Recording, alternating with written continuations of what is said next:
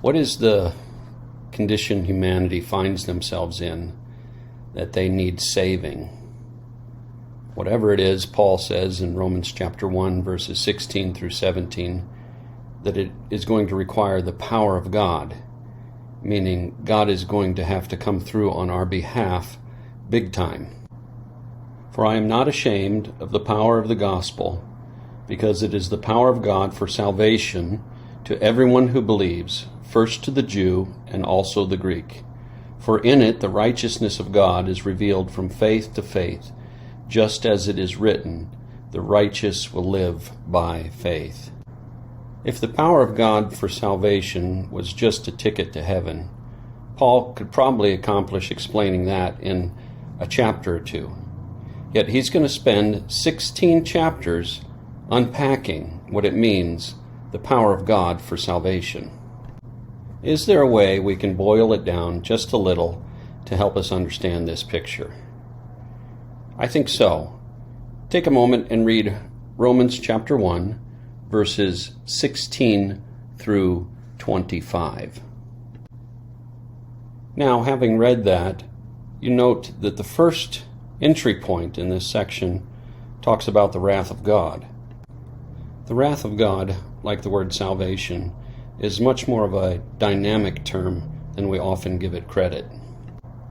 We have a tendency to think of the wrath of God in terms of going to hell or fire and brimstone from heaven.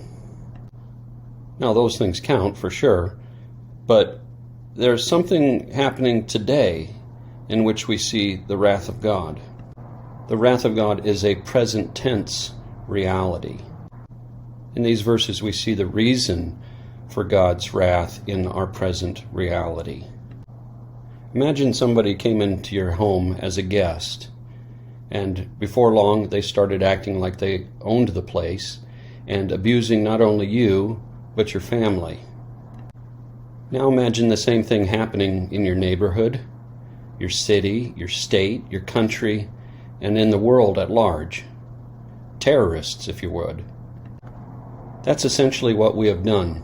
The word ungodly means lack of reverence, and unrighteousness means injustice towards others.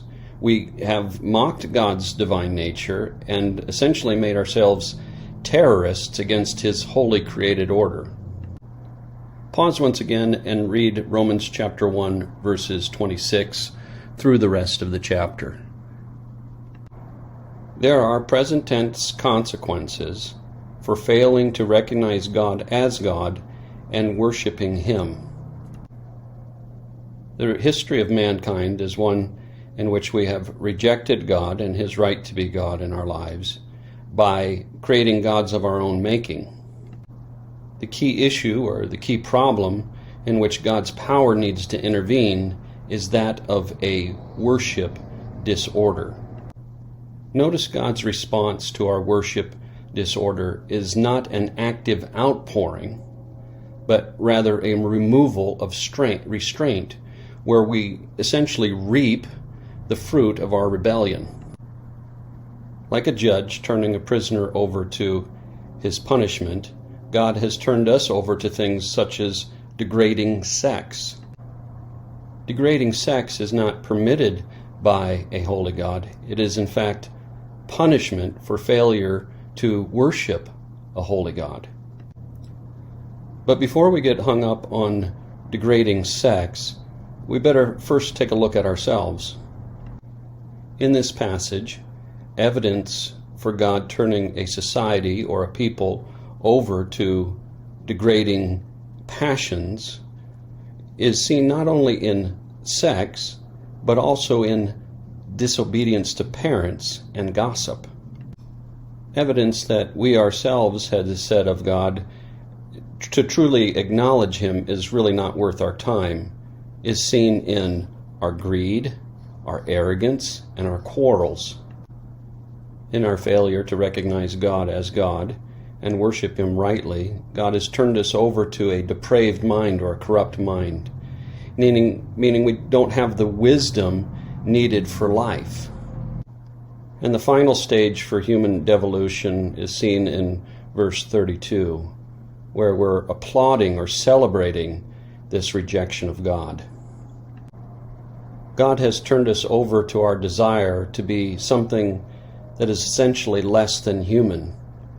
It is a dehumanization that is unfolding within humanity because we have rejected our Creator. What is the condition humanity finds themselves in that they are needing saving? It is a worship disorder. And we don't have the power within ourselves to turn this thing around. It requires the power of the gospel. A pastor friend of mine says we will not rightly honor God without the gospel, and he's right. We have positioned ourselves as terrorists against God's holy created order and have mocked his right to be God in our lives. Those who have done such a thing, says Paul, deserve to die. The good news of the gospel is we know one who died a death he didn't deserve, a death he died on our behalf. In that sense, the demand for justice has been satisfied. The believer is acquitted or righteous of all his acts of treason, past, present, and future. On what basis, we might ask? Has God just decided to overlook or excuse our treachery? Absolutely not. It's on the basis that Jesus took our punishment. Within this good news, there is the power of God for salvation, a dynamic power to turn a terrorist into a worshiper. Paul knew the power of God experientially, in that functionally he did act as a terrorist. Before his conversion, Paul was responsible for the death of many Christians. The writer of this book of Romans and the writer of much of the New Testament was in fact a terrorist turned into a worshiper. Paul was unapologetic about God's good news of salvation made available to us in Jesus. This terrorist turned worshiper was eventually martyred for his faith. Where does such a changed life come from? Paul answers that for us in Galatians chapter 2, verse 20, where he says, I live by faith in the Son of God who loved me and gave himself for me.